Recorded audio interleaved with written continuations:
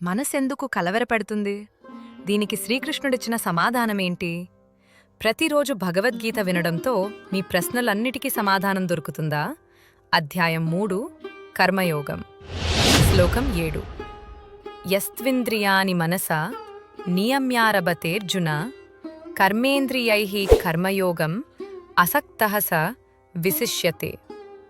తాత్పర్యం: శ్రీకృష్ణుడు అర్జునుడితో పలికెను, ఓ అర్జున, ఎవరైతే తమ ఇంద్రియాలను మనస్సుతో నియంత్రించి ప్రాపంచిక సుఖములయందు ఆసక్తి లేకుండా ఫలితముల గురించి ఆలోచించకుండా కర్మయోగమును ఆరంభించునో అతడు శ్రేష్ఠుడు.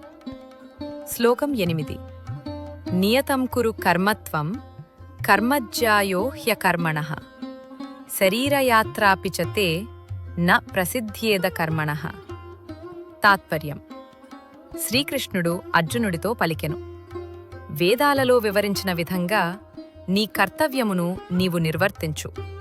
కర్తవ్యాన్ని విడిచిపెట్టడం కంటే నెరవేర్చడం శ్రేయస్కరం. కర్మలు చెయ్యకపోవటం వలన శరీర నిర్వహణ కూడా సాధ్యం కాదు. శ్లోకం 9. యజ్ఞార్థాత్ కర్మణో న్యత్ర లోకోయం కర్మబంధనః తదర్థం కర్మ కౌంతేయ ముక్తసంగః సమాచర.